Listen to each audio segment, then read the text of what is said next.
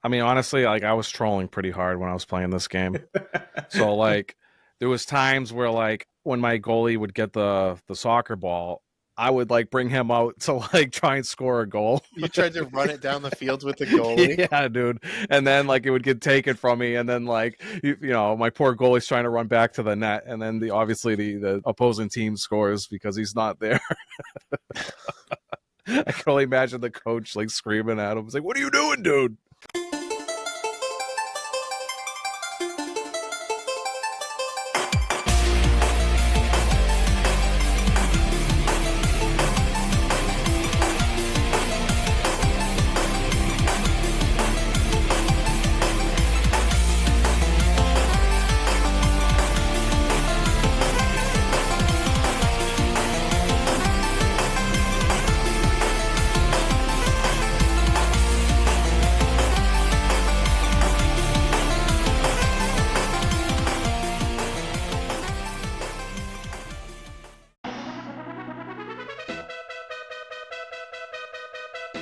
Welcome to the Cable Club. We're a retro video gaming podcast where three guys can't score, and we're linking up to talk about the games you love and rank them.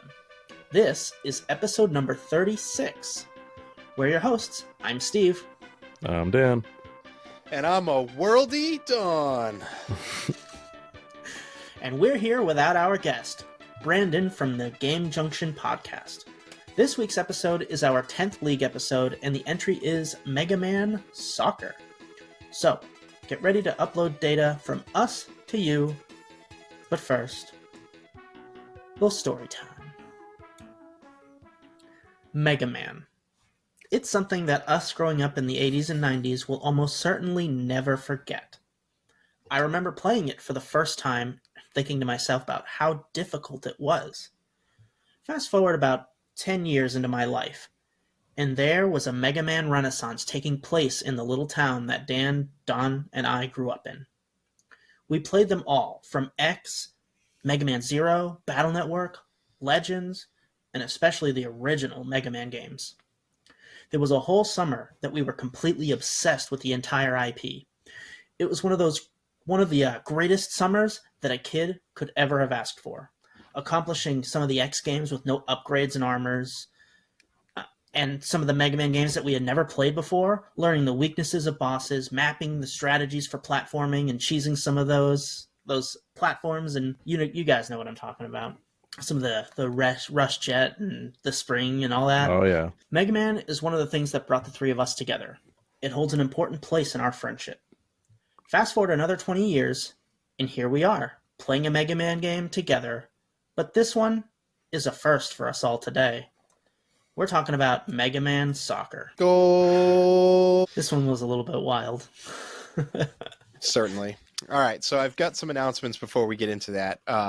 The first of which is our fight night coming up with the Switcheroo Podcast Discord. So if you're in our Discord and you want to join the fight night, sign up over there. Just tell us in the general chat or message us directly. So what it is, it's going to take place at 3 p.m. on May 16th.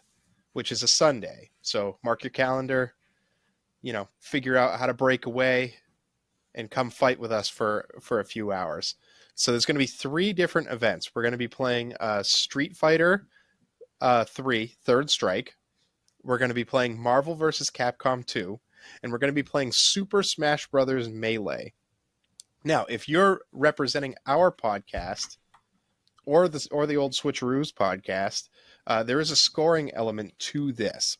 So as a player, you can score up to 3 points for your respective podcast by winning 3 matches in each game. So up to 3 points per game. That means if you're one player and you choose to play all 3 games against a member of the opposing team, you can score up to 3 points in each game for a total of 9 points.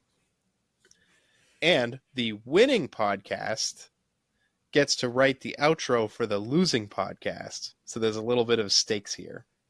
So, boys, we better practice up. There are 3 of us. And I think only JMO, as far as the Switcheroo hosts, is participating. So we should be able to 3-on-1 be able to farm him for points. What do you think? Let's hope. He's an animal at Street Fighter 3, though. Yeah, but nobody practices like me and Steve practice. We'll get there. We'll get there. And I think before we get into question of the week, I wanted to ask you fellas, but I do also want to go first in talking about what we've been playing.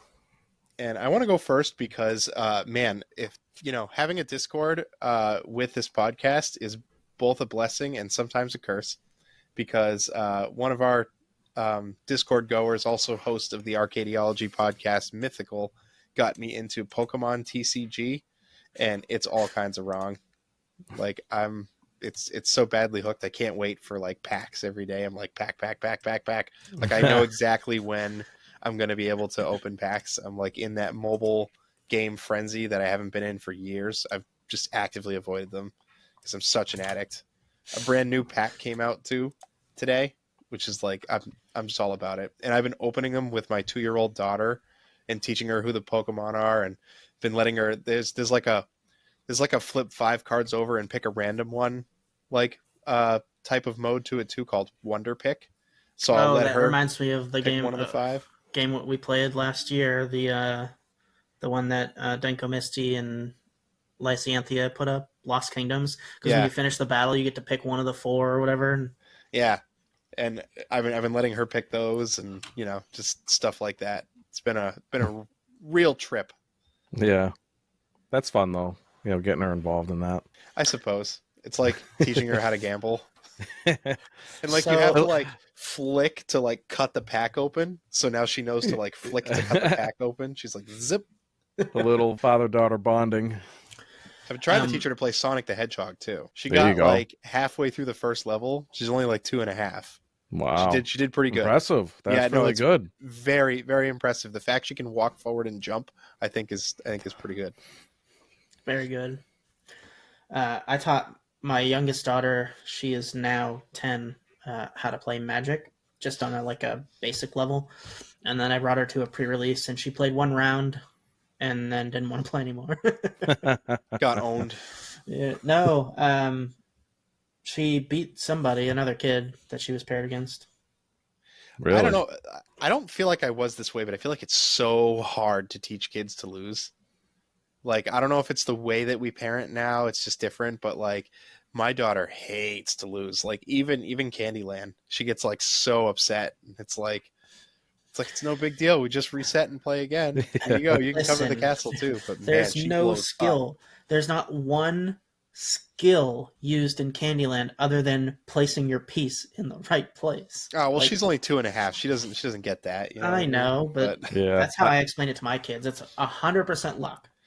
But like, I don't know, from like as far back as I can remember, I was grinding some of like the worst, most awful, hard, unfair games and enjoying myself. But getting like playing Contra was like, ripping off your fingernails back in the day. It's like Dark Souls, Yeah, you're like 5 years old and trying to beat Contra. Like it's grueling, And I played it. I played it happily.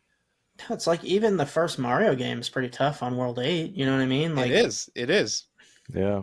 Well, actually, like that game in general, like back then when you were a kid, was pretty tough. Not even just World 8. Well, yeah, I just mean like finishing the game. Yeah, was difficult as a kid. Yeah, absolutely. But yeah, I know what Don was saying, because like my daughter's cousins, when they come over, sometimes on the weekends, they'll like play Uno with the grandparents, and like the youngest one's like 8 years old, and she hates losing. She'll like throw herself on the floor and start crying. Uno is a game of Uno. Game. Yeah, Uno is a ruthless game in my family. We don't pull punches.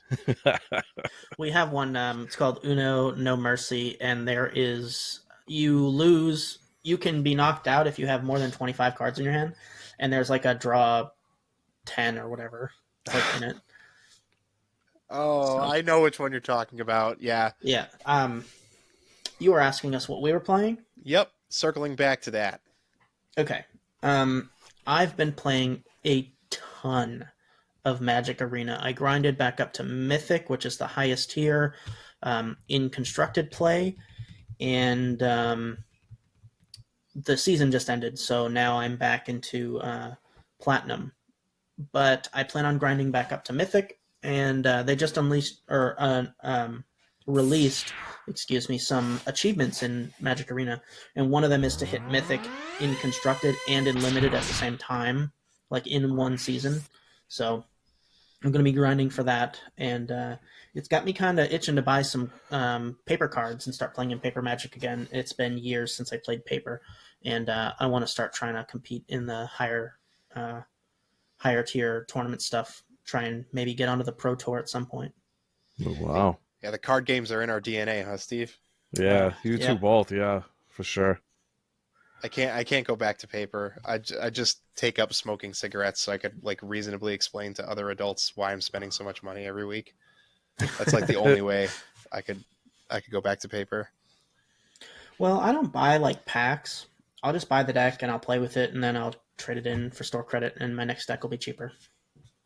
Nice. Kind of have a rolling. Yeah, because we had like a room back in the day when you and I were at our peak of buying of just like common crap pack filler, basically. You're like, oh, well, I need a playset of the Morningstar Axe or whatever. And you're like, yeah, well, let's see here. Oh, here's 2. It's like, oh, we got a playset. Yeah, it was like Monday chores. Do the dishes, mop the floors, sort the Magic collection, Yeah. It was fun, though. I had fun. Yep, it was. All right, for me, unfortunately, it's not a card game, but I've been dabbling in 3 games. I mean, I haven't been playing them too much, but the first game I've been playing is Marvel Rivals. It's kind of like a Overwatch clone. You guys know Overwatch at all? It's like it's like a 5 or I think it's 5v5. It might be 6v6. It's shooter where it's like you get your own team, and then you obviously get your opponent's team. And then obviously they all have like their own special abilities and whatnot, and guns and melee and whatnot. But I've been dabbling with that. I'm not really good at shooters in general, so I'm like kind of surprised I like took it up. I've been getting pretty addicted to it. Not that I've been playing it too much, but like it's actually pretty addicting and fun. Going in there and getting schooled by like 6-year-olds. Yeah, it's just crazy. Like it's just the younger generation. Like they're just like a tier above us as far as like gaming goes. I don't know. I've apparently aim bots are really pervasive. Oh, really? Yeah. I don't know. I use mouse and keyboard, and there's no like aim bot feature, so I don't know. Oh no, it's not a feature; it's a mod. Oh, really? Yeah. I mean, I'm not accusing that community. I don't actually know. I mean, I wouldn't put it past them. Yeah. People love to cheat for some reason, and it's just like, how do you feel good about like yourself, like skill wise, when you cheat to get there? They don't care about that. They care about just destroying somebody. Yeah. I mean, I'm sure there's other parts of the game that you have to be skilled at, right? And like competitive gaming's a funny thing right now, because even when I was playing Hearthstone, there was like all kinds of third-party overlays that were generally considered acceptable to use, and it would show you like what was left in your deck basically, all the time, show you a complete history of the cards the opponent played. And some of them even got robust enough to tell you, based on a website of stats, like what deck they thought that they were playing and what cards that the thing thought were left in their deck. So if you weren't familiar, so it did all the thinking for you. Wow. And just everybody used it, And I mean, technically it's cheating. It's not built into the game, but like, I don't know. It's not like it took all the skill out of the game. And again, not accusing the Marvel Rivals fan base of anything. I don't know. I just know that like in certain other games, aimbots are like everywhere. I would believe it, honestly. Another game I'm playing, I'm like replaying, is Final Fantasy VII Remake for the PC. So when I first played it, it was on the PlayStation. I think it was PlayStation 4. I had a okay time with it, but I'm mainly replaying it now so I can play Rebirth. I don't know, man. I'm kind of like slogging through it. To me, it's just like, I don't know what it is, but it feels like there's just something missing from that game. That's a yellow card for you, Dan. That game is absolutely perfect. You are off your rocker, Don. Yellow card for Steve too. Don't let me warn you guys again, okay? The red card's I can't put my finger on it, but it feels like there's something missing. The finger is 10 out of 10 gaming experience right there. Listen, if you like Final Fantasy VII at all. Whether this is a hot take or not, I really don't care. Square Enix needs to stop making action RPGs. I don't like them. You just try getting good. I mean, Final Fantasy VII. I 100%ed Final Fantasy 16. I much prefer a turn-based RPG game. No. I don't think Square Enix does it right. There's something wrong with their action RPGs. FF7 Remake is basically turn-based. You still have to wait for ATBs to deal significant damage. You just It do feels things like an while waiting. action RPG, but like Dan said, there's something missing. I don't know. I wouldn't say bare bones, but like I don't know. You just mash through every fight pretty much. I feel like there's not really much strategy to it, really. Are you just not using the commands? No, Like, I am, but it's just like it's, at the same time, it's just like you just sit there and mash square, and then you do like you hit your menu to hit like an ability, and then you just repeatedly mash square again. yeah, but you don't switch characters to use other people's abilities? No, I do when they have like the ATB bar. But Yeah, I feel I like don't you know. keep constantly busy during that. I don't really understand what this problem is here. I don't know. and you like strategically learn which moves stagger better, and like I don't know. This isn't a Final Fantasy VII remake review today. We need to talk about this sometime. Listen, Yeah. when all is said and done, I have beaten every mainline Final Fantasy game except for 12. FF7 Remake is not even close to one of my favorite Final Fantasy games. I would I expect did that answer not- from you. I did not have very much fun, and I didn't finish it. I did not have the desire to finish it, and that's a problem. It lost I think me. it's a you problem. Nope, and the sales are under what Sony was hoping for, just so you know. Yeah, well, they spent so much money on that game. Of course they Yeah, are. what a waste. They should have left it alone. No, absolutely not. FF7 Colored in is a that great series the way it absolutely needed. Disagree. And highlighted the best part of the game. Like, the rest of Final Fantasy VII is boring stock BS that you could get in any other title better.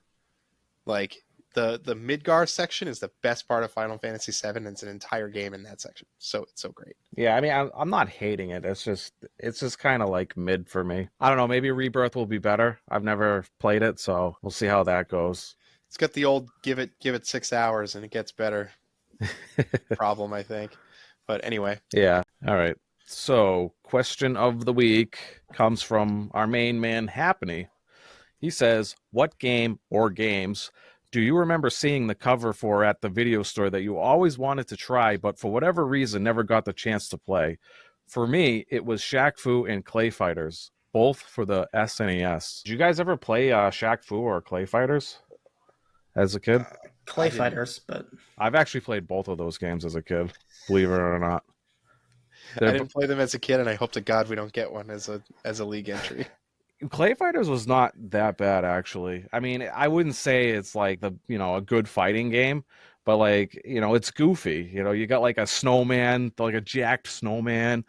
You got like, a banana peel, right? it's like Laffy Taffy, like fighting. You got like Helga, and they're all made out of clay, actually. They're like animated in clay, and then they turned it into a video game, which I thought was pretty cool. One of them's Elvis, or like an Elvis look-alike. It was pretty funny. And Shaq Fu is just ridiculous. It's like Shaq in a weird ass world, and he's just like fighting like mummies and Indians, and I don't know. It's just weird. Very weird. It's hard to explain. The regular cast of characters, I'm thinking of there was like a Saved by the Bell tournament fighter too. I don't know if you guys ever saw that one. God, that sounds awful. No, but I want to play Mega Man Power Fighters. We did. It's not an actual fighting game though. It's more like a boss gauntlet. It's good. But I mean, it's a good time. I rented a lot of games from not only like my local movie gallery, but also at one point the grocery store across the street from me started renting games. I don't know if you guys remember that era when like grocery stores started to get in on that once in a while. They had like their own video and video game rental section. I don't remember that actually. In the grocery store? Yeah. Really? Yeah. So I used to, it could have been just my grocery store, but regardless, I borrowed a PlayStation 1 from my uncle, like indefinitely. I think it's because he got a PlayStation 2 and he was just done with it. And I didn't have any PlayStation 1 games. So like the majority of them that I experienced were through rentals. And like I loved renting Digimon World 2 and Digimon Digital Card Battle. And it's also where I first played Mega Man X, because I rented X5. I rented Mega Man Legends on that thing. There was one game that I now know is Vagrant Story that I always looked at and wanted to rent, but was always out. It was out every time I went there. It had a really cool cover with a weird, like, steampunky kind of like, you know. You want to know something interesting about it? The artist who did the art in that game also did the art for Final Fantasy Tactics, and it takes place in Ivalice. Oh, really? Wow, really? Oh, that's so interesting. Very cool. Yeah, so that's mine. Nice. I have yet to play Vagrant Story, actually. It's on the list, but I have a very long list. Yeah. Yeah, don't we all? I don't even think I'll ever be able to get through it, honestly. I don't know. I feel like they just churn games out like crazy nowadays. I'm not paying attention to most of it, to be honest with you. Yeah, but isn't it like, I don't know, I felt like big like name titles like back in the day when we were kids, I don't know, I felt like they were like far and few in between. Like you could like play them as they came out. Nowadays it's just like, oh god, I can't keep up. Back in like the 1800s, everybody read the same like handful of books. Like you could go to a party and you could start talking about a book and everyone you were talking to would know about the book. But yeah, eventually there got to be so many books as there are now. Good freaking luck finding anyone to talk to about the Dresden Files. Like just is not happening. And I think video games, we lived that era where there were like, you know, the Lighthouses in the Fog, which are the classics we know today, and we all played them. Right. And then now there's just so much. Yeah. So many studios and so much talent. Yeah, there's just like so many games out there that like, you know, I would love to play, but I don't know. I just don't have the time. And even if I did have the time, I still don't even think I could play them all. It's just so many games now. It's just crazy. If you didn't have a 40-hour work week, you could. Possibly. Like, but there's, like I said, there's like so many games. You got like, you know, I know you guys, well, I know Dawn isn't, like the Dark Souls games. You got like Wukong, like Ghost of whatever it's called, Tsushima.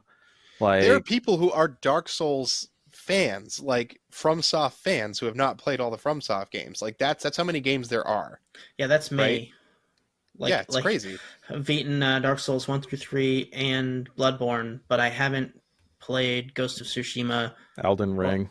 Elden Ring, or no, it's Sekiro, not Ghost of Tsushima. Yeah, Sekiro, and there's one other one. Yeah, but I haven't played them all. I don't know. But that's like it's like that one genre out of like all the other genres. It's just you can't keep up with it. I really don't think you could do it even if you didn't have a 40-hour work week. Yeah, I don't think it's possible. Like there's just so much. Like yeah, like the Monster Hunter games. Another one just came out. Like it's just like. And like you got to sink hours into those. Like Monster Hunter to get good is like in a new Monster Hunter, and you know they're going to release expansion content and everything. I think at minimum you're looking at a 200 or 300 hour affair. Yeah, for sure. Yeah, for my answer, you know, I'll just keep it short. I don't remember what game I was renting at the time, but I already had a game like I was about to rent, but then something else caught my eye. Then I was probably going to get like the week after or like a couple weeks after. It was Ogre Battle 64. So I absolutely adored Ogre Battle on the SNES as a kid. It was just like basically like a strategy game where like you can control your units. It was like a battle simulator. So you would like put all your units in a party, and then you would send them out to battle, and they would do the battle for you, like if it met another unit. And it was like kind of like a chess game almost. And you had like your own chess pieces, and you would move them out and stuff like that. But anyways, I absolutely loved that game as a kid. And then I saw it like, you know, 64, next gen up. I was like, ooh, I definitely want to play that after, you know, this game that I'm renting now. But then, you know, a couple weeks go by, I go back, and it was just gone. So I never got to play it. Until this day, I haven't played it. I mean, I've tried to play it on an emulator on the 64, but for some reason, it's like really scuffed. I don't know if I haven't like tried recently, but like the past times I've tried to do it, like back in the day, probably like, you know, 5+ years ago, it was just really badly emulated. So 64 is a tough emulator. Yeah. Yeah. That's kind of an expensive cart too. It's like $150 for that guy. That's crazy. Like, I mean, I guess it was probably low print.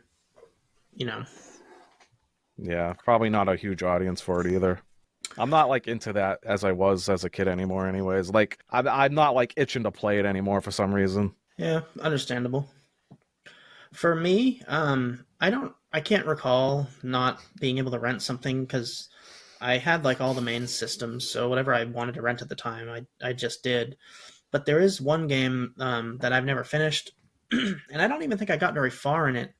But I kind of want to go back to was when I would go to the movie gallery that Dan was talking about.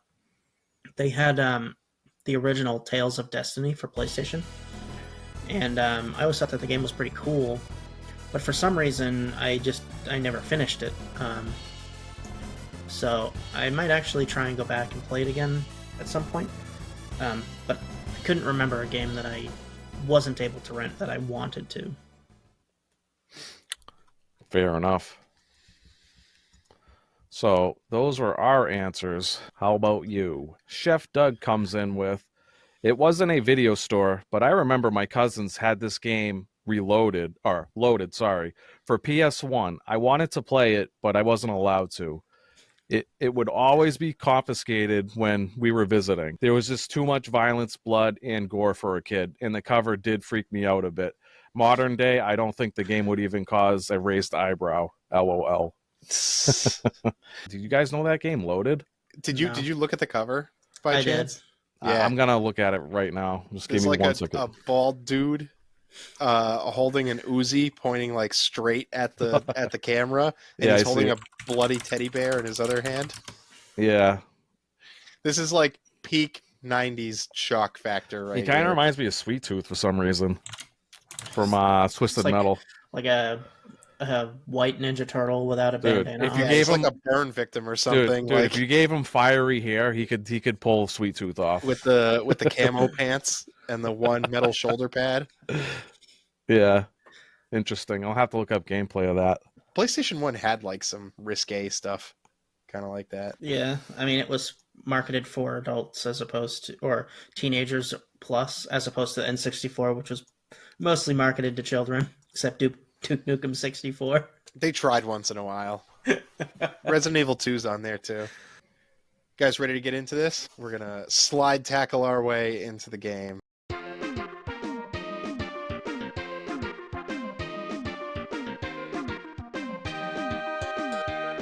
Megaman Soccer, Megaman Soccer, or Megaman's apostrophe soccer if you're talking about the Japanese title.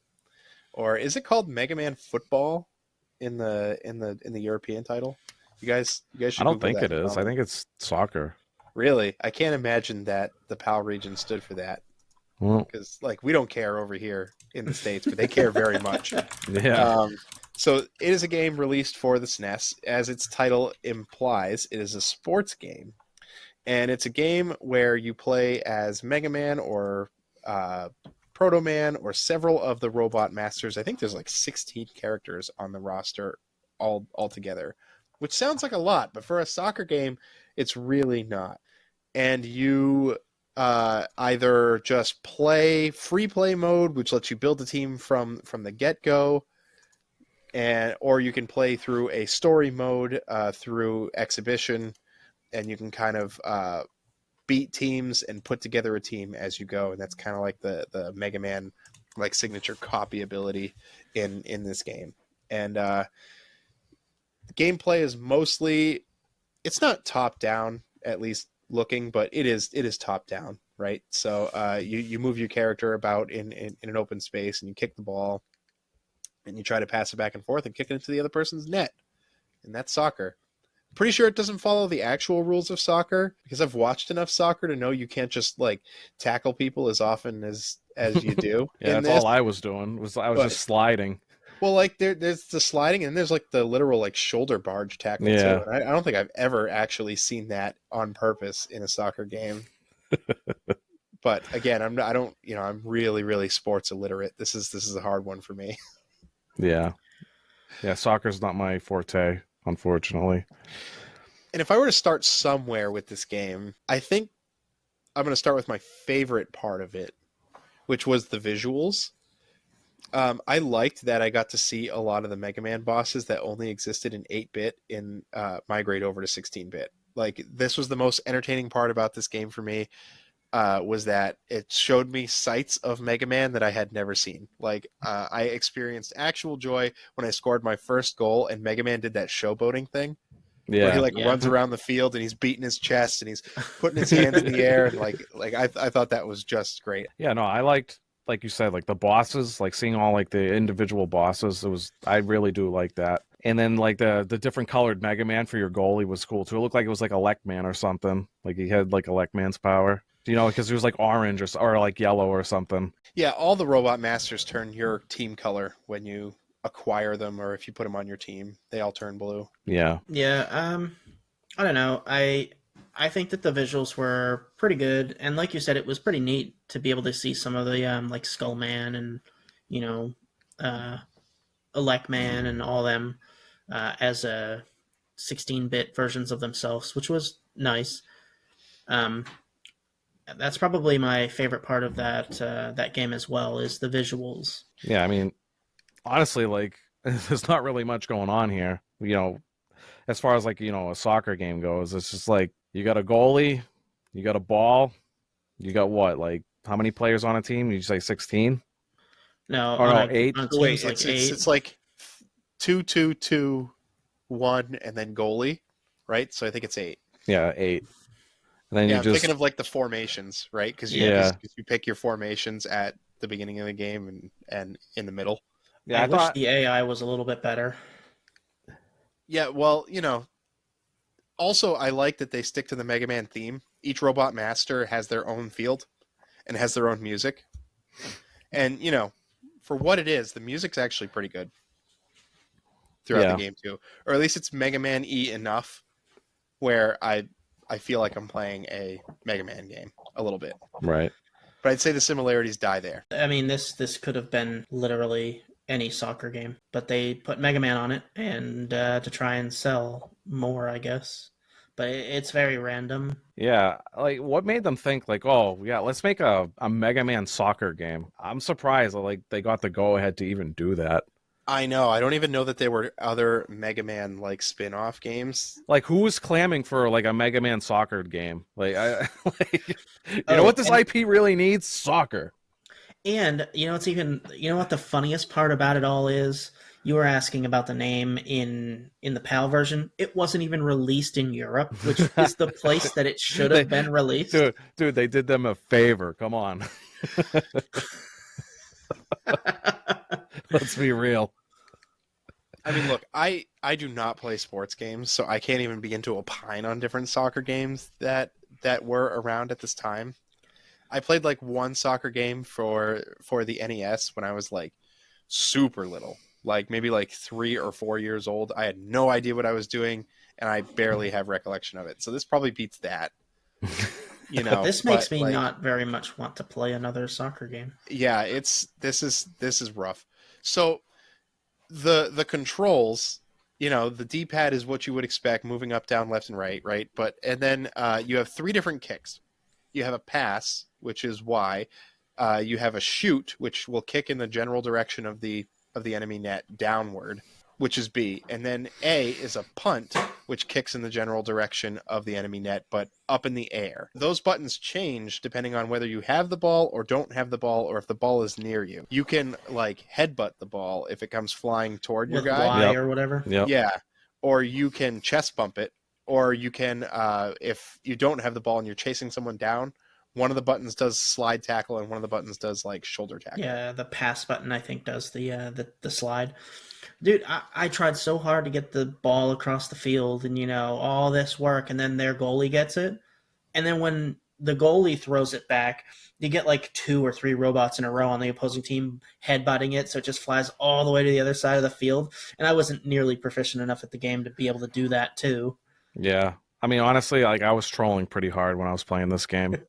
So like there was times where like when my goalie would get the soccer ball, I would like bring him out to like try and score a goal. You tried to run it down the field with the goalie. Yeah, dude. And then like it would get taken from me, and then like you know, my poor goalie's trying to run back to the net, and then obviously the opposing team scores because he's not there. I can only imagine the coach like screaming at him. It's like, "What are you doing, dude?" I found myself yelling at the game sometimes. It's like when I'd be up near the goalie's net, and like the way you score is like you'll never score past the goalie. Like you have to fake left, pass right, and then shoot basically. And I'd be like, and you know you have the defense guys on you, and I'm like, oh come on, pass. I'm like in bed at like 10:30 p.m. with my wife next to me. Like, come on. Dude, my goalie was MVP. Not only was he blocking a lot of shots, he also scored like 3 goals. Don't tell me what goals they were because they weren't on for my team. And like, you know, the scoring is fun because they do that little showboating thing too. Yeah. Which I think is great. And every robot master has their own little showboat dance. Yeah, the game definitely has some charm to it. You know, with the showboating and the, you know, you get to see the different characters. They all have their own different like power special shots, and you know, but the gameplay is pretty tough. Yeah, you brought up the power shot. I'm glad you broke that ice first. Okay. Because each robot master has their own power shot. So when I think of this game, it makes me think of games like Mario Tennis, Mario Strikers, right? Other, you know, IPs that do sports games. I would assume, I haven't played Mario Strikers, but I would assume that each character has like their own special kick. I know they have a special shot in Mario Golf. Yeah, and I would assume they're all different in some way and situationally better. Yeah. Or, you know, somewhat, right? And this is like a Mortal Kombat special. Yeah, where all the power shots I feel do the same thing. So they just have different visual. Yeah. So if you Megaman power shot, he charges up and he kicks the ball hard and it bounces whoever it touches next and goes right past him. If you do that with any other robot, essentially the same thing happens. Although like Cutman threw his cutter once and like sliced up my defense man, and then my defense man was just down until the next play. But like it just resulted in him scoring a goal anyway. So it's basically a button press, power shot, score goal. Like that's what all the power shots do. Because you can cut up the goalie, or you can bypass the goalie, or whatever, light the goalie on fire, freeze the goalie, you know, whatever the robot master's doing. And I was really disappointed by that. Yeah, well, that they always kept doing it to me. Like I remember Skullman specifically, he kept using like the barrier move, and I think it was like going around the ball as he shot it, and like for some reason my goalie could not block it. Yeah, the shield like drops on your goalie, and I don't know what happens after that because I really only use these to score. Like yeah. I don't think enough was done to differentiate the power shots. Absolutely. Yeah, I mean, it all did the same thing. It just was different per character visually. So yeah, and the power shots were limited to 2 per game by default. Meaning really? After you use them to score 2 goals, there are no more power shots for the whole game. So you're just playing for like both teams, or like for each team. Each team gets 2. Okay. Right, but like games are 10 minutes. Like they're 2 5-minute periods. Wow, that's crazy. With pauses, right? Yeah. And 5 minutes doesn't sound like a long time, but it is. Yeah. And like you only get 2 power shots for the whole game. So most of the game exists without it. Like you're just going to run the ball up, you're going to power shot past the goalie, and then you're going to play defense. Yeah, and that's basically a shame because it's like, you know, if you're trying to add like, you know, Megaman into a soccer game, that's like probably the most unique part of it. And you can only do it like twice per game out of a 10-minute match. That's wild to me. Yeah, that's the only thing I feel like that differentiates this game from another soccer game. Right. Is the fact that, you know, one, the visuals, having a Mega Man skin on it, but if you're going to have a Mega Man skin on it, give it some personality. You know? Right. Yeah, I don't think I agree with that at all. But like, I understand it's OP as hell, but like at the same time, it's like maybe you could have like toned it down a little bit and use it more often. Yeah, like, I don't know, maybe a Lackman shot would bounce from one enemy to another and like disable 2 enemies for a period of time or something. I don't know. Like, Right. you Or know, maybe you could have done something. Yeah, or maybe some of the defensive players could have had like special abilities. Like Woodman maybe could have had like a leaf shield around him or something. So like if like anybody touched him, they get instantly knocked down or something. Yeah, or maybe he takes 2 slide tackles or something like that. I don't know. Like, it could have been so many other things, and I feel like you wouldn't have had to limit it. But yeah, like maybe Flame Man could make a fire, like a fire lane that blocks people from going through it, and that could be almost like a defensive play too. See, and that would have been fun if like they experimented with stuff like that. Because then it was like, yeah, it's soccer, but it's also like Mega Man spin. Yeah, it's like a Mega Man spin on it. They just chose to not do that. Yeah, most of the game just felt like running with the ball and trying to pass and having like 3 enemy robots trying to slide into you constantly.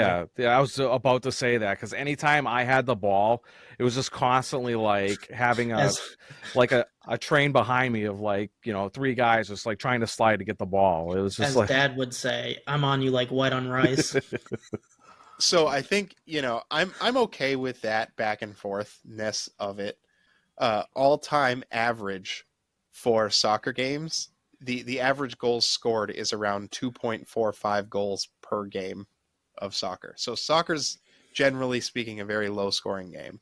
Yeah. And it's crazy, too, because have you seen those nets? They're, like, humongous, dude. Yeah, it's just really hard for players to get the ball from point A to point B, past the defenders and everything. Yeah. So I'm okay with that element of it and it being a chore to go back and forth. Like, no, I think it's not okay. in a video game. I'm not okay with it. Should not feel like a chore to play. Sorry. Well, I mean, if you want it to feel like a sports game, sports for me it should feel like a Mega Man game. Like, is what it should feel. It should feel like a fun game. Is what it should feel like. I mean, people like FIFA. I would imagine FIFA's some level of realistic, right? Like look at it. Oh yeah, well, I'm sure it's more fun than Mega Man Soccer because they make one every year. Yeah, I'm sure. Yeah, well, it's that thing though. It's like you're really not going to buy a sport game if you're not into it. Like the people that buy FIFA obviously love soccer or football. Maybe we can re-release this to them. Yeah, we need to remake this one. This could have been so much better. But here's the other thing too. There's stats, right? So each character has a run stat, a kick stat, a defense stat, and a tackle stat. And they did like almost nothing to differentiate the characters. Yeah, isn't like I think it was like the kick stat. Like I think every character almost has like the same exact stat for like kicking. The run stat, or is it's either run or kick? I can't remember which. Yeah, well, those two don't fluctuate much. Yeah, basically. But like, I looked up what the stats are supposed to do, and I disagree. Like, Woodman has this massive defense. Yeah, he's saw that. Almost max, but he takes a slide tackle just like everybody else does. Like, it doesn't do anything for him. So and he's a smidge slower than everybody else, but it doesn't matter when you use the slide tackle to travel. Like the slide tackle's faster than anybody else runs. You just slide tackle your way. So if his defense does nothing, that automatically makes him bottom tier if he's like a smidge slower. Yeah, well, he has a high attack, I guess, but again, because nobody's defense stat does anything, then the attack stat doesn't do anything. Yeah. It's probably like scrapped unused content that they were planning on doing at some point and then just didn't do it. I don't know. Like and the run thing is such a crime. Like, why wouldn't a Lackman run fast? Right. I don't know. Yeah. It's a very, very interesting set of choices we have here. Yeah, it's like they had no checks and balances. And you feel it. Like, as soon as you load the game up, it's like the story, the Dr. Wily's doing a tournament. We can't let him win at anything, so we have to join the tournament too. I'm trying to remember the game. I don't know if you guys know, but I think it was like the blind status. It didn't do anything because it was bugged. Yeah, I don't remember what game it was, but I know what you're talking about. Yeah. Oh, I think it was Final Fantasy VI, wasn't it? Yeah, it could be. Yeah, I think it was 6. I think in the base game or like the original game, one of the status effects did nothing at all, and I think it was blind. The original Final Fantasy VI has a lot of overlooked problems. Yeah, like tons of them. Like the cart. but like, Yeah. but the coming back to Mega Man Soccer, that's kind of like what the stats are. It's just like they got these numbers for all these characters, but like they don't do anything. And they get so granular. It's like a scale from like 0 to 300. Yeah. Like it couldn't have just been like 1 through 5, like Mario Kart rules. And like, it almost overwhelms you at the beginning too when you first pick up the game, because you're like, oh well, I can pick any of these teams, and then there's all these stats, and now these formations, and then they try and teach you like the buttons, and you're all like, what is happening? I hate to get this granular, but here we are, right? When you open up the menu, it's like exhibition mode. It's like, dude, they had so many menus. Yeah, there's like 4 modes, and then there's like options, and like it doesn't really tell you what any of the modes are. Like whatever the second option was, I found out was the story mode, which is silly because I played free play a couple times first, and I was like, oh, that's it, and then I found out there was a story mode. Yeah, like, just call it story mode.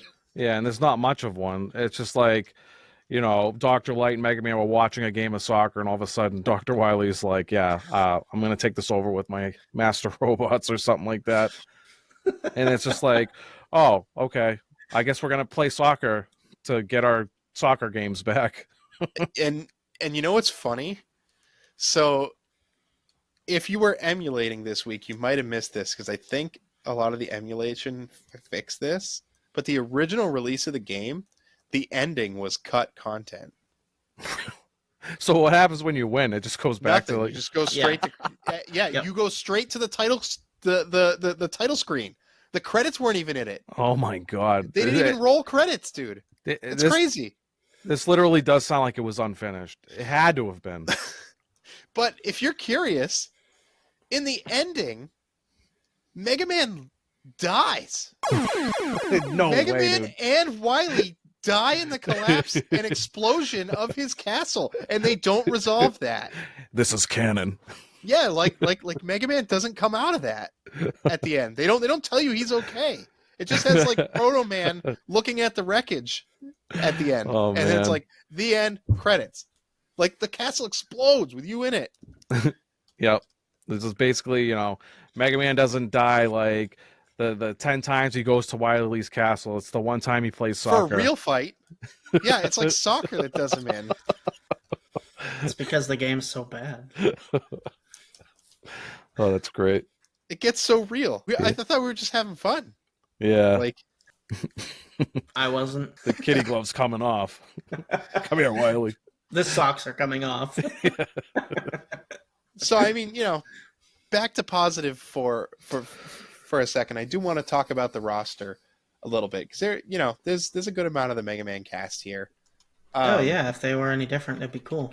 So the game apparently takes place right after the events of Mega Man 4, canonically. So those are the bosses and characters you see. And I think the Game Boy games are included here too. So the playable characters are Mega Man, Proto Man, Anchor, who I think was only in a Game Boy game. You guys remember the mirror shot? No, Was that in I any of the actually don't mainline even really games? know Anchor because I haven't played the Game Boy games. I only know him from the Game Boy game, the first one. You fight the 4 robot masters, then you fight 4 more in Wily's castle, and then you fight Anchor, and he gives you a power too, and it's the mirror shot, basically. And I think it's Wily's weakness in that game. Interesting. Dr. Wily is playable. He has the highest tackle stat and the highest defense stat. Pretty good for an old man. Yeah, I'll say. Bomb Man, Cut Man, Elect Man, Fireman, and Iceman. Love that. Yeah, all from the first game. Airman, Bubble Man, Flash Man, and Woodman for Mega Man 2. Gemini Man, Needle Man, Snake Man, and Top Man for Mega Man 3. I feel like that's the B string of Mega Man 3. Yeah. Dust Man, Pharaoh Man, Skull Man, and Toad Man for Mega Man 4. All in glorious 16-bit. No, it is good to see them, like, with their updated avatars and whatnot. But that's literally all this game has going for it, unfortunately. I didn't get to see Toad Man's power shot. Did you guys get to see that? What is it? No, I have not. It's the Toad Shot, whatever that is. Surprise. I just remember him from like the animated series in that one episode where he makes like acid rain, and it's like literal acid raining from the sky. It's actually pretty devastating.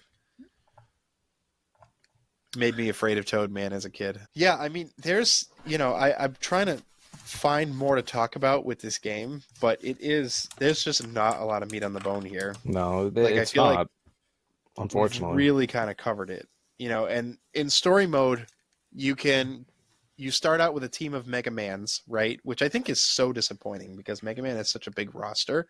We could have had a whole team of good guys, I feel. yeah, you Like, could have had Light, you could have had zhuzhed that. Roll, you could have had Beat, you could have had Eddie. Proto Man, right? We could have stuck Bass in there at this point, probably, right? Like, we could figure it out. But anyway, you play as just a bunch of copy Megamans, and that's never explained. And then as you beat the bosses, you get one of each boss.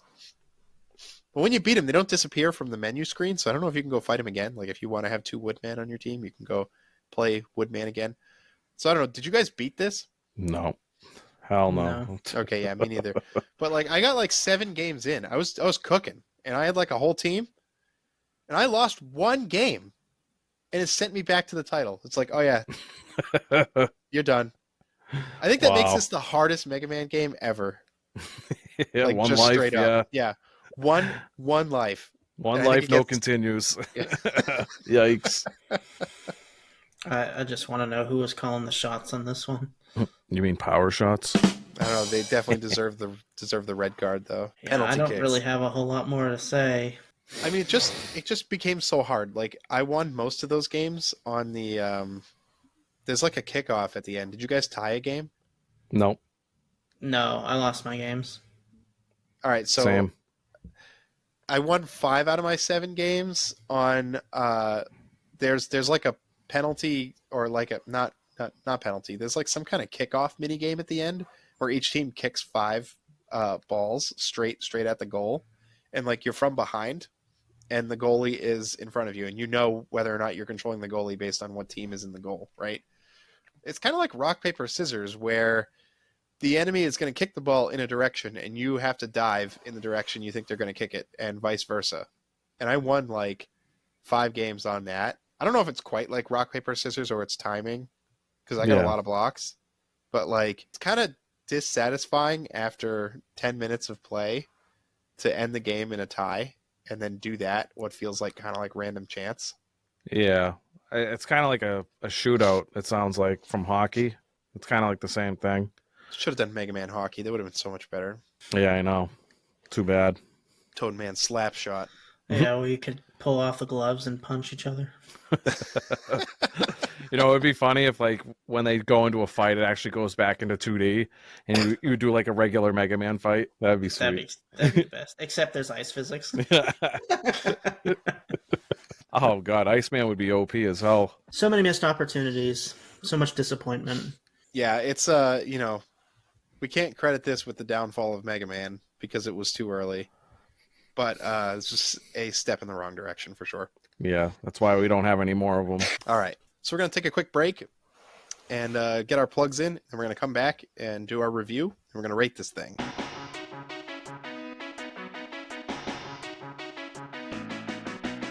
So if you have listened to us this far, you must enjoy what you hear, because you probably don't enjoy Mega Man Soccer. Go ahead and leave us a kind rating or review if you're listening to us on an audio platform like Spotify or Apple or anywhere you find podcasts. Or if you're watching us on YouTube, hit the like button or leave a comment. Or think about joining our Discord. You'd join our Discord because it's like the hub of the show, and there's a good community going on over there. We talk about different games all the time, not just the games we're playing. Like, I've been in a sidebar conversation with 2 members about Final Fantasy VIII for about a month. And we got a little Pokemon TCG group going over there. We got Slay the Spire folks over there. So always something to do. And of course, if you want to join the fight night, the only way to do so is to join the team and become an official Cable Club member by joining the Discord. It's free to access all that and make new friends. You can also visit www.thecableclub.com for all things Cable Club. You can check out the league standings over there, as well as our entire episode backlog. This is episode 36. We have a couple of bonus episodes and side quests in there as well for some extra content if you're just browsing the playlist here. And if you haven't checked out our YouTube videos, you should. Dan puts a lot of effort into the visual aspects of these videos, and actually they come out great. I think that's one thing that defines us as a podcast. So just patting my man Dan on the back there. All right. Are you guys ready to get into our review? Yeah, I am. Ready? So none of us beat it. No. So I think that still makes a score update of Dan's beaten 9 games this year, Steve's beaten 9 games this year, and I've beaten 7 games this year. Yep. Because this is game number 10. This game, Mega Man Soccer, was sandwiched between the releases of the excellent Mega Man X, which carried the Blue Bombers' legacy into the SNES era, and Mega Man 7 the following year. That is not a good place to be. No. You're in a pickle.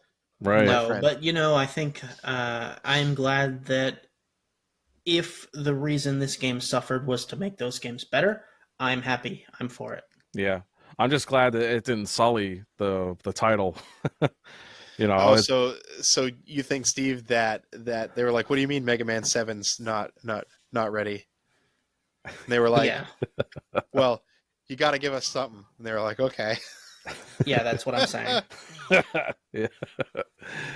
They're like, the fans need something. Mega Man Soccer. Let's just make it in a month and throw it out there. You know it's not called soccer in the PAL region, right? Yep, scrap that release. We're not even going to change the title for him. Oh, they'll kill us if we release that in Europe. Mega Man what? Yeah, it's just a... Wow, Yeah, to me, it's like there's not enough here. Like, if I wanted to play an actual soccer game, I would just play an actual soccer game. I'm sure they had a couple on the SNES. I mean, they had to have had some. So, like, if I was to play like soccer with a Mega Man spin on it, I would want way more than it had to offer. Like we were talking about before, it's just like all the robots should have had like way better special abilities than just straight up like power shots that you can only use twice in a game. That's absolutely ridiculous. It feels lazy. Yeah, the whole game is roughly feels that way, lazy. Like it doesn't feel inspired in literally any capacity, in my opinion. Yeah, there's so much that they could have done, like to make it like unique and interesting, and they just decided not to. With like all the abilities, like we said with like Flame Man, or like maybe Elect Man could have been like zooming across the screen. That could have been his thing. It's just they didn't do anything, and like I said, I would rather just play. It's kind of a disappointment for them to have Mega Man on the title and just like ruin the whole fun idea of Mega Man. It's supposed to be about strengths and weaknesses. It's supposed to be about, battling. Like, my disappointment is immeasurable and my day has been ruined.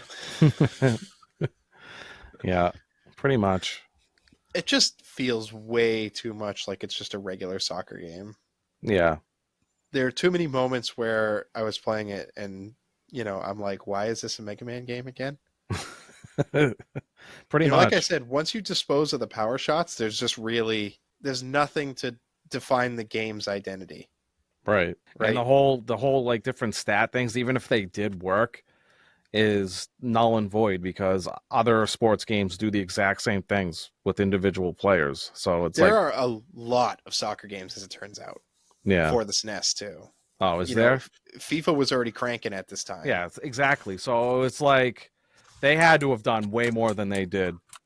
Because it's like I said, if I'm going to play a soccer game, it's not going to be Mega Man Soccer because it's just, I would just play a regular soccer game. I mean, Superstar Soccer Deluxe by Konami apparently is really highly rated and still talked about today, right? Like, and this game suffers from, I think, maybe feeling like a regular old soccer game, but probably, again, I don't play these games, but I would imagine there's not enough like menuing in this game to make it feel like a good regular soccer game, right? Like I would assume a regular soccer game's got a lot more players, probably some kind of trading element, some kind of like league, season element, right? Like tournaments, stuff like that. And this game has a tournament mode too, although I didn't really experience it. I don't know if you guys did. Tournament mode is not story mode, by the way. No, I didn't touch it. I didn't care to. But yeah, it's just like usually with like sports games in general, it's just like, it's more, I want to say like finished, I guess, where it's like, it's more like, passing and shooting and more precision, I guess you could say. It doesn't really feel good in this game when you can just run up to your goalie and just do a power shot and instantly score. Like that just takes the skill out of the game. Usually with like hockey and whatnot, it's like you usually got to open up your goalie by like, passing the puck around and stuff. And I'm sure you could do it in Megaman Soccer to a point, but like it just games that are like more focused on like the sport itself, it generally just does it better.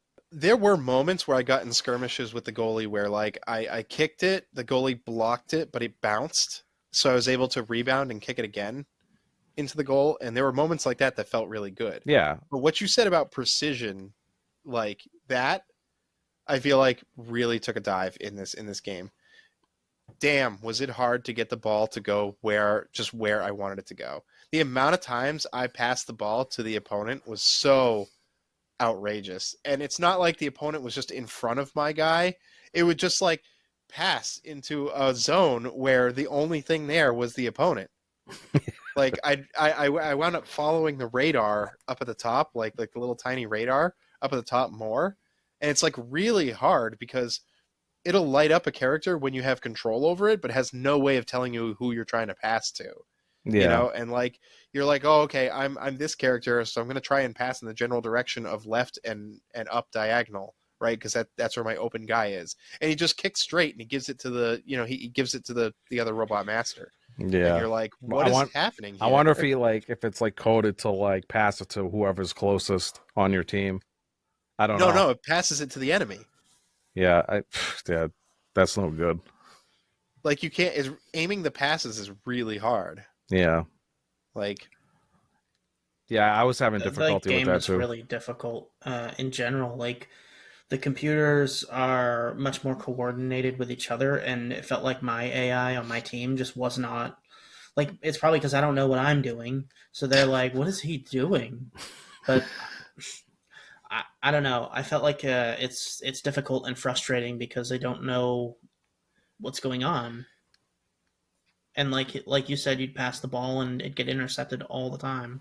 Yeah, and like the AI was like, I'm running down the field and I'm fine. I'm clear. I've gotten past my defender, right? And the two people who are in the same position I am, like offensively, are like diagonally walking toward the ball toward me. And I'm like, I want you guys like away from me so I can pass. And like it got so bad that I'm like trying to veer away from him. I'm like, get away from me. Like go to the opposite side of the field so I can pass to you. Where like nobody is. Like I don't want to pass 2 feet to the next guy. There are certain Mega Man master robots that are all about the me germs. They gotta touch you to deal the damage, like Charge Man, or you know who I'm talking about. Shadow Man. Yeah, they all have this inherently programmed into their their BIOS. It's just part of them. And that's what I mean. It's like you need your players to be spread out, so like you can do like a quick pass and a shoot into the net. That's like a lot of the time that's like how you will score. Yeah, like you want them on the other side of the net, so you can like fake left, pass right, and shoot. Right, like that's what you want to get. That's how you open up your goalie, and like if they're like 2 feet in front of you, it's like, oh my god, they're like hugging you constantly. You're like, get away from me, stop touching me. They're programmed to just go for the ball. Yeah, everybody is a shooter. It's like Little League Soccer. It's like magnet ball. It's what we call Little League Soccer because the ball goes, and the whole team just goes with the ball. There's 3 different teams playing. There's you, your team, and then the enemy team. True. It's crazy. And then it gets harder. Like the AI gets better and starts scoring. I can't even imagine, without power shots. I was struggling on like the first few stages. God. Dude, Cutman bodied me. Like, I fought him as boss 7, and he was like scoring on me without power shots, and I was like, oh no, this is gonna be bad. And it was bad. He got sent to the menu, the Yeah. start menu. Yikes. Park the bus on me, basically. So yeah, this one is very much rough around the edges. And also, I want to point out, I am now convinced that the SNES had too many buttons.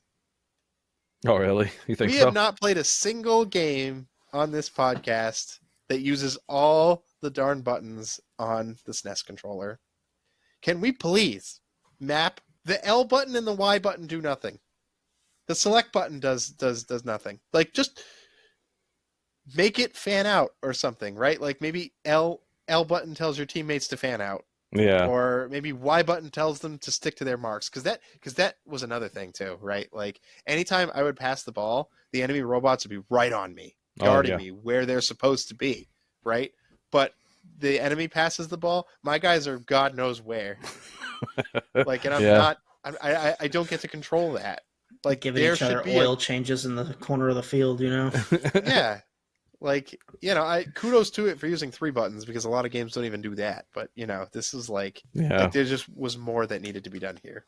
Yeah, at least Mega Man X uses all the buttons. It does, doesn't it? Yeah, like you got. Wait, does it use Y?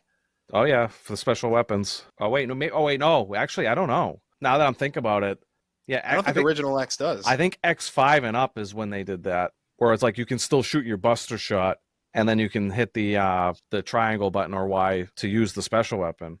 So maybe not actually. I didn't think. I was thinking of Mega Man X5 and up. I forgot that that wasn't implemented back then. So I don't know if it does. It's a shame, because the SNES controller is like nearly perfect, especially as far as D-pad controllers go, and just no game makes use of all the buttons. I think if I'm remember correctly, I think it's just a duplicate of like your fire button. If you know a game that uses all the buttons on the SNES, please let us know in the comments. Oh, there's got to be. Surely would like to know. It's like something that really bothers me. It's a pet peeve about the SNES. Street Fighter 2. Oh, true. Yeah, they were out there. I mean, that one has to. Yeah.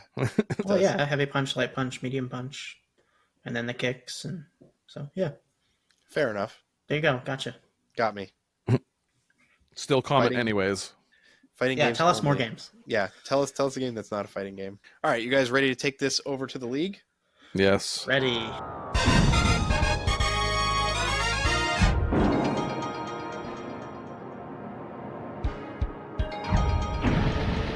So this is the part of the show where we enter the game that we are talking about today into the league. And what I have up in front of me are cups. Right now we have 2 cups. We have the Apricorn Cup and we have the Pokeball Cup. Now how this works is that at the end of this year, we will have played 25 games. And we will have 5 cups. The games will be sorted into 5 cups with 5 games each. And they're done that way because we're going to give awards to each cup. And we know that not all games are created equal. Obviously, the real masterclass games are going to end up in the Master Ball Cup, the ones that everybody can unanimously agree are good games, right? It wouldn't really be fair to stack them up against the games that maybe some people remember fondly, but not everybody would know or enjoy the same way. So we have these cups. And how this works, we're going to take this game and we get to decide where it lands today. And if it lands in a cup that's full, that means we have to make some moves and move them around and even out the cups again. So this is game number 10. 10 already. Guys, I'll ask you that question. Does Mega Man Soccer start in the Pokeball Cup? I'll do you one better. Master Ball. We should just make the tier now. Throw it up there. Chef's kiss.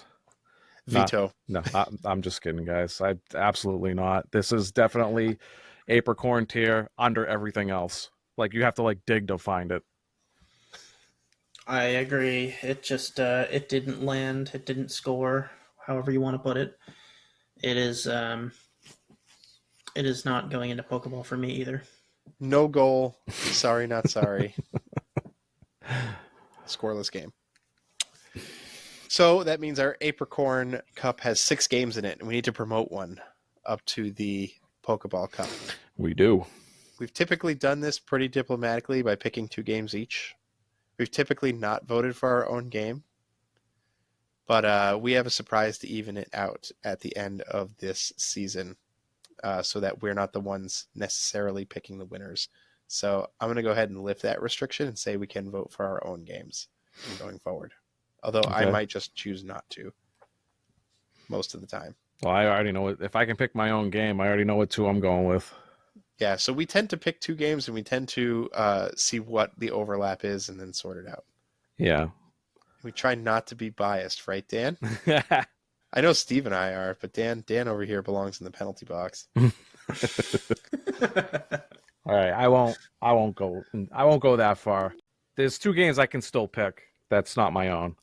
No, that's fine. If you think your own is it, go ahead. But it's like I don't want to be like that because it's like I don't want to promote my game all the way up to like Master Ball if it doesn't deserve to be there. Well, then don't select it over a game you think is actually better than it. Yeah. Okay. So I just want to get it straight. Just because I picked Pokemon Gold and Silver, it's not like my favorite game ever. We'll get that straight right now. I do like it, don't get me wrong, but I figure I'd pick it because, for the podcast name, and I knew you guys like Pokemon, so I just figured, I'll pick that. So, just for the record, it's a good game, but it's like not my favorite game by far. There are 3 of us, so if one of us is going to be biased, it's fine. We got the other 2 to rein you in. So yeah. But all right, if I was objectively going to look at this, say I never picked my own game, and I was just looking at this as like a viewer with my own personal tastes, I think my first pick would be Donkey Kong Country 2, and then my second pick would be Pokemon. Like ActRaiser, it was okay. I don't really care for JJ Squawkers. Eternal Darkness was okay, and then Megaman Soccer sucks. I don't really like it. I echo all of the same sentiments. I think that Donkey Kong Country 2 is, in my opinion, better than Oracle of Ages, but I could not pick my own game. Personally, I think it's right next to Paper Mario, so that's definitely the next thing going up for me, even though it's my game. I think it's a masterfully crafted game. And then Pokemon Gold and Silver is number 2 for me on what's remaining in Apricorn. Yeah, I think out of the Apricorn, I probably definitely would say Donkey Kong Country 2 has to be my number 1 pick. I think for number 2, I think it might surprise you a little bit, but I think it's probably Eternal Darkness. Oh, really? Wow, interesting. I didn't get to finish it, and we kind of crapped on it a little bit, but I did feel like there was some compelling meat on the bone there, and I do think it's an interesting title, and I do think Pokemon is a good game, but I've just played so much of it, and I don't think I can look past my own biases of it. Particularly, Gold and Silver is like, I just recognize all the flaws that it has, probably because I've played it so much. So Fair I know enough. that sounds contradictory, but I just if you gave me this list of games, and you're like, Don, you can play any one of these today. I probably would not pick Pokemon Gold and Silver out of them just because I've done it so much. So anyway, I think it's Donkey Kong Country 2 for me first, and then Eternal Darkness second. So sounds to me like we all think Donkey Kong Country 2 should move up, and I think that's fair enough. So yeah. I know Donkey Kong Country 2. Steve's been clamoring to have it out of Apricorn. Dude, it's so good. I mean, there's so much time left in the year. We're going to see games move around, shift around, Right. and kick up, especially now because this was game 10. So now we have 2 cups that have 5 games each in them, which means next episode, we're going to have to create a 3rd cup, the Great Ball Cup. And I think things are going to start to get a little bit more interesting because there's a potential for a new game to enter the Apricorn tier, and then we'll have to shift 2 games around during this discussion. Yeah, it's going to get really interesting now. Yeah. I wonder if we'll ever shift any games down. I feel like at one point we're going to have to reflect on this whole list. We're going to have to be like, all right, guys, can we, sort this out? Let's make sure it stays where it is. I mean, I feel like we'll do that too at the end of the year too, to kind of finalize where we'll want stuff. Yeah, just kind of like a quick look at it. Yeah. See. I'm trying to figure out a position in which that'll actually The only way that can happen is if the tier below, if a game moves into, like, let's say 5 games make it into the Master Ball tier early, and the only space for anything to go is in a tier lower than Ultra Ball, and this game gets placed in Ultra Ball, then things shift down. That's like the only way. Or maybe things swap places, kind of thing. Like, say, like for an example, like ActRaiser and Zelda ages just swap. I might lighten up on Pokemon Gold and Silver by the end of the year too. I might be like, yeah, Yeah, it doesn't belong where I it mean, we is. have It to. really Come on, like influenced the if game, anybody like is looking at this tier list and they see Pokemon Gold and Silver in the bottom tier, they're gonna be like, "What are these guys smoking?" There's only 2 cups, Dan. It's not like we have tiers S through F, and it's an F tier. Like I'm just saying, like if we got all the way to Master Ball and it's still sitting in Apricorn, people are looking at that, they'll be like, "What, dude?" We have a couple stacked games coming up. Yeah, definitely. And before we pick the next game, I just do want to give a shout out to the honorary guest of this episode, who unfortunately we just could not make it work. We tried for months to try to find a day and time that would make it work, but he's a very busy guy. His name is Brandon, and he runs a podcast called the Game Junction. And as someone who tried to cover news for a little while in the prototype of our podcast, I can tell you that I don't feel like I know anyone that grinds harder than this guy. Like, if you listen to his podcast, he's covering like every nook and cranny of the gaming industry, whether it's like gaming business news, new games, old games, gaming records, like card games. Like they really, really, bust ass over there. So go check them out. They are very popular. They were the top of a main podcast index very recently. So very, very popular show. Interesting to see and hear what's going up over there. Not have to go search around for good gaming news to read. So check that out if you have a chance and you like this kind of content.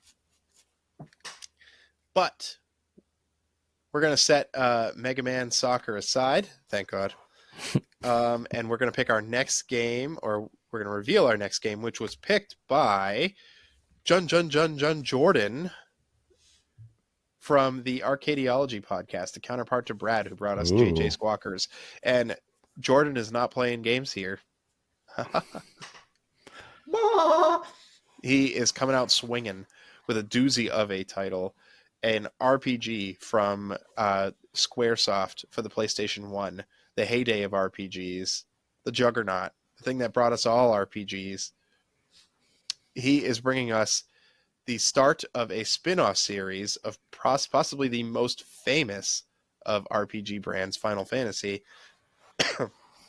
He is bringing none other than Final Fantasy Tactics for the PlayStation 1. Nice. I haven't played like tactics games in general, so this actually gives me a good reason to play this one. So I'm excited. Hopefully I can beat it in 2 weeks. I don't know if I will, but I'm gonna try.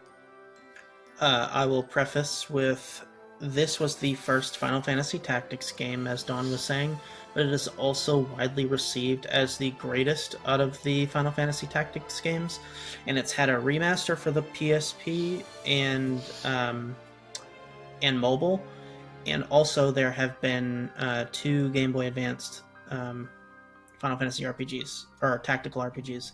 So this one being hailed as the best one is a really good one to start with for you guys.